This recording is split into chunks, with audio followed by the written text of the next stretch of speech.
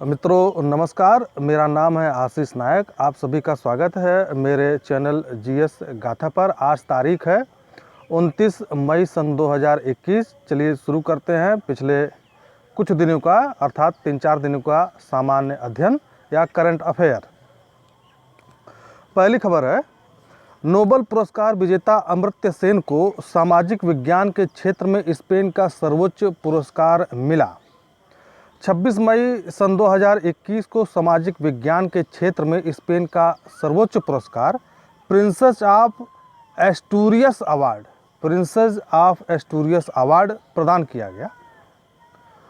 अमर्त्य सेन को उनके सबसे प्रसिद्ध कार्य गरीबी और अकाल के लिए चुना गया है। गरीबी और अकाल के लिए चुना गया है। आपसे पूछा जा सकता है कि प्रिंसेस ऑफ एस्टूरियस अवार्ड किसे मिला, तो आपको लिखना, आपको याद होना चाहिए अमर्त्य सेन को किस भारतीय को मिला। भारतीय मूल के मिला अमर्त्य सेन को, चूँकि अमेरिका में रहते हैं।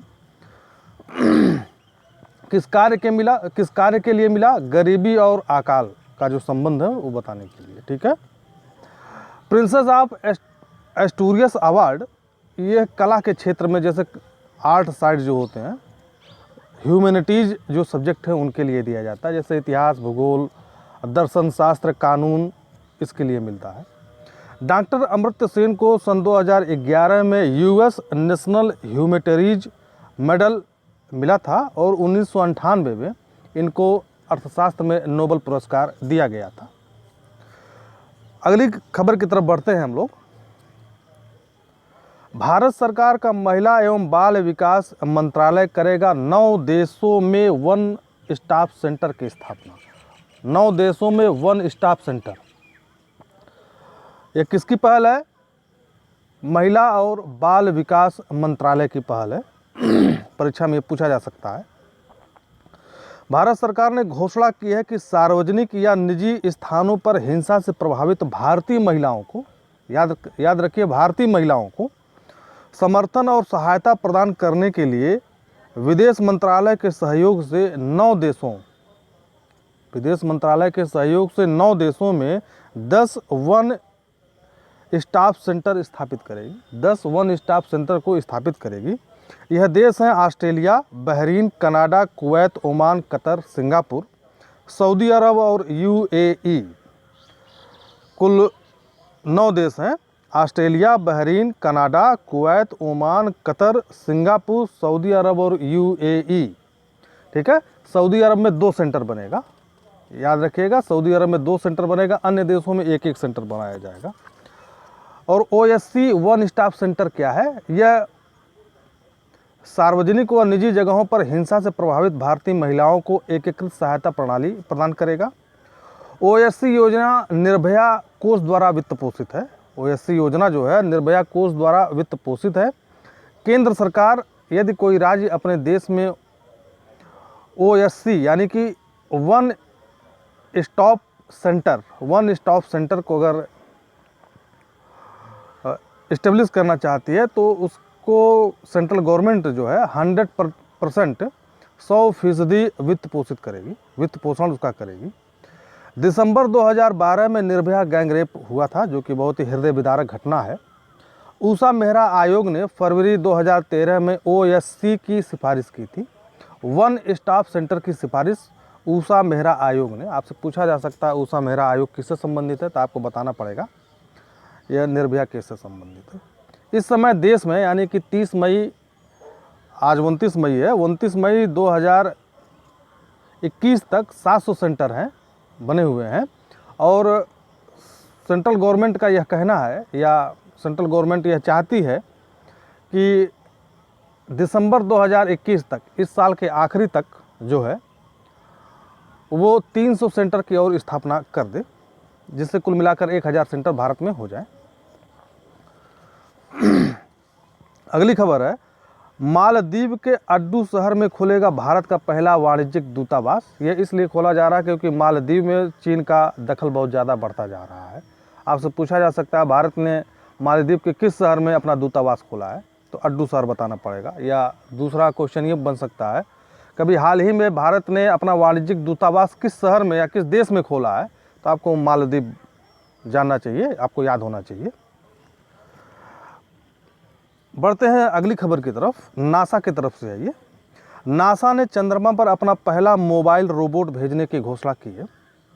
इसका नाम नासा ने volatiles investigation polar exploration rover VIPER, जिसको शॉर्ट में वाइपर कहते हैं, नाम रखा है। वाइपर का फुल नाम आप लोग याद रखिए, आ सकता है कि वाइपर का फुल नाम क्या है, ठीक है। वोलाटाइल्स इन्वेस्टिगेशन पोलर एक्सप्लोरेशन रोवर इसका मिशन का नाम है, ठीक है। रोवर वाइपर इसका शॉर्ट नाम है। इसका उद्देश्य चंद्रमा की सतह के अंदर बर्फ तथा अन्य प्राकृतिक संसाधनों का पता लगाना है। नासा ने 2023 में अपना पहला मोबाइल मिशन जो है चंद्रमा पर भेजने के बारे में घोषणा कर चुकी है और यह चंद्रमा के दक्षिणी ध्रुव पर उतरेगा। आपको पता होना चाहिए, आप याद कर लीजिए कि जो यह मोबाइल रोबोट है यह चंद्रमा के दक्षिणी ध्रुव पर उतरेगा और उसकी मैपिंग करेगा और अन्य चीज़ों को वह खोजेगा। चलिए अगली खबर की तरफ बढ़ते हैं। ये जो है सीबीआई से आ रही है। सुबोध कुमार जायसवाल बने हैं सीबीआई के नए निदेशक।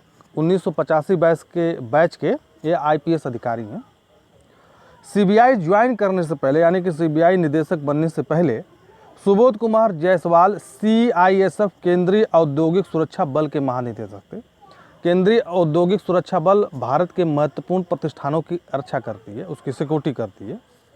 इन्होंने स्टाम्प पेपर घोटाला, जो करीम तेलगी वाला घोटाला था, जो 1990-95 के बीच घटा, 4000 करोड़ रुपए का घोटाला था, फर्जी स्टाम्प बना करके बनाया, उसने बेचा बहुत सारे, पूरे भारत के हर कोने में उसका फर्जी स्टाम्प गया।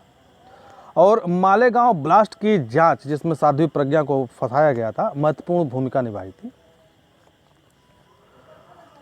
अब बढ़ते हैं अगली खबर की तरफ। यूएई में खेले जाएंगे आईपीएल 2021 के बचे हुए मैच।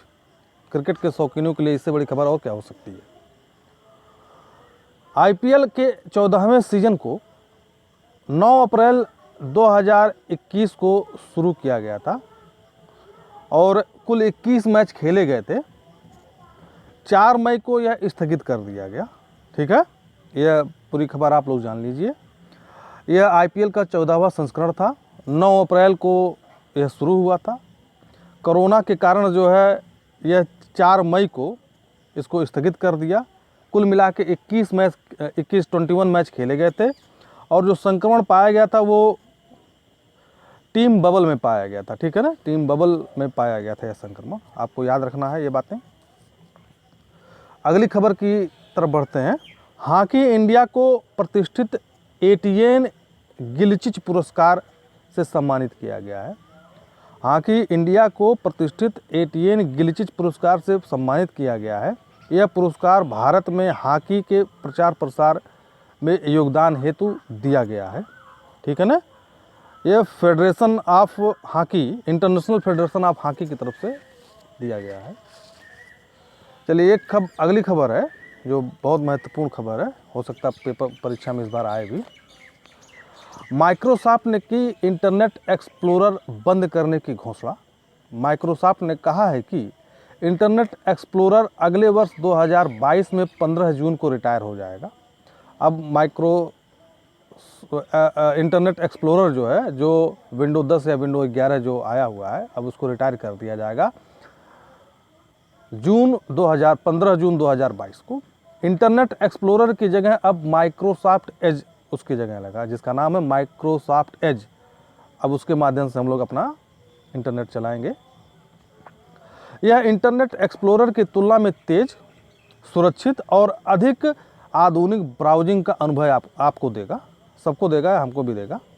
इंटरनेट एक्सप्लोरर 16 अगस्त 1995 को लॉन्च किया गया था। इंटरनेट एक्सप्लोरर जो है 16 अगस्त 1995, यानी कि जो हमारी आज़ादी है 15 अगस्त, उससे एक दिन बाद इसको 1995 को लॉन्च किया गया था। एक महत्वपूर्ण खबर आ रही है अमेरिका से। जो बाइडेन सरकार ने अपने खुफिया विभाग को यह आदेश दिया है कि 90 दिन के अंदर कोरोना के उत्पत्ति स्थल की खोज कर ले। ये पूछा जा सकता है आपसे परीक्षा में कि किस कौन से देश के राष्ट्रपति ने अपने खुफिया एजेंसी को ऑर्डर किया है कि कोरोना की उत्पत्ति स्थल का 90 दिन के अंदर खोज निकाला जाए। ठीक है, अगली खबर है, भारत और ओमान ने 2 प्रमुख रक्षा समझौतों का नवीनीकरण किया है। नवीनीकरण का मतलब होता है उस समझौतों को और आगे बढ़ाना जो समाप्त होने वाला है। ठीक है, जो समुद्री सुरक्षा और सैन्य सहयोग को बढ़ावा देने पर केंद्रित है। ओमान की खाड़ी में भारत का सबसे पुराना रणनीतिक साझेदार है। ओमान की खाड़ी में भारत का सबसे पुराना रणनीतिक साझेदार है। इन 2 समझौतों में एक समुद्री परिवहन समझौता भी शामिल है, जिस पर दिसंबर 2019 में हस्ताक्षर हुए थे, और एक अन्य समझौता जिस पर 2018 में सहमति हुई थी, उसने भारतीय नौसेना को ओमान के दुक्कम डमरू वाला दुक्कम बंदरगाह पर सुविधाओं को पहुंचाना भी शामिल है। आपसे पूछा जा सकता है कि दे देगा लिस्ट में कि ये बंदरगाह कहाँ है, तो दुक्कम बंदरगाह आपको याद रखना है, ये ओमान में है। ठीक है ना। और आपसे पूछ लेगा कि भारत ने किस देश के साथ अभी हाल ही में रक्षा समझौते का नवीनीकरण किया है, एक प्रश्न ये भी बन सकता है, तो वह होगा ओमान, आपको याद रखना है। चलिए अगली खबर की तरफ बढ़ते हैं।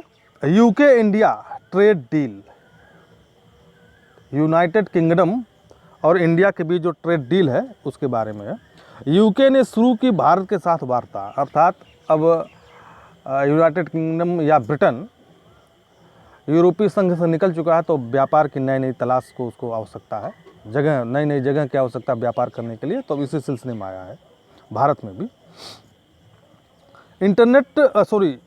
यूनाइटेड किंगडम ने भारत के साथ इस व्यापार वार्ता के लिए जनता और व्यवसायियों के विचार विमर्श करने के लिए 14 सप्ताह की परामर्श तैयारी शुरू कर दी है। आपसे पूछा जा सकता है 14 सप्ताह की परामर्श तैयारी योजना किन 2 देशों के बीच हुई, तो ब्रिटेन और भारत के बीच हुई है। इस वार्ता को 14 सप्ताह से पूर्व समाप्त करना होगा। इसमें एक प्रश्नावली शामिल है, इसमें एक क्वेश्चन लिस्ट शामिल होगा। ठीक है ना, प्रश्नावली शामिल है जिसमें प्रतियोगियों से भारत के साथ व्यापार करते समय उसकी प्राथमिकताओं और अनुभवों के बारे में जानकारी एकत्र करने में सहायता मिलेगी।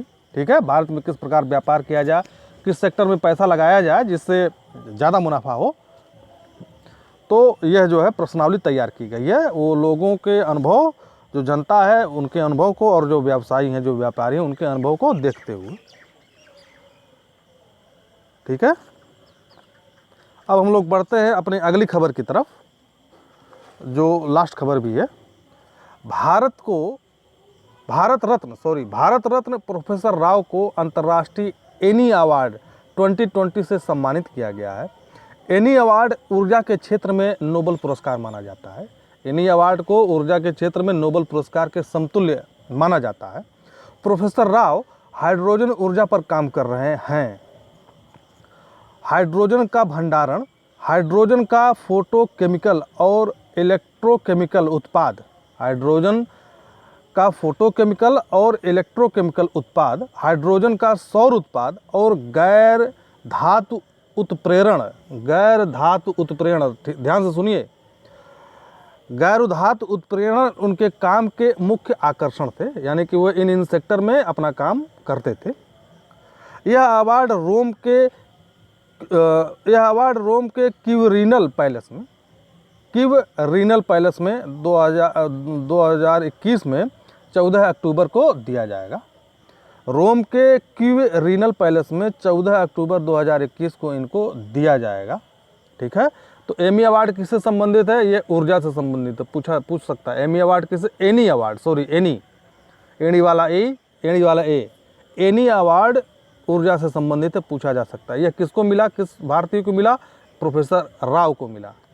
ठीक है, एग्जाम में ऐसे प्रश्न पूछे जाते हैं। सर को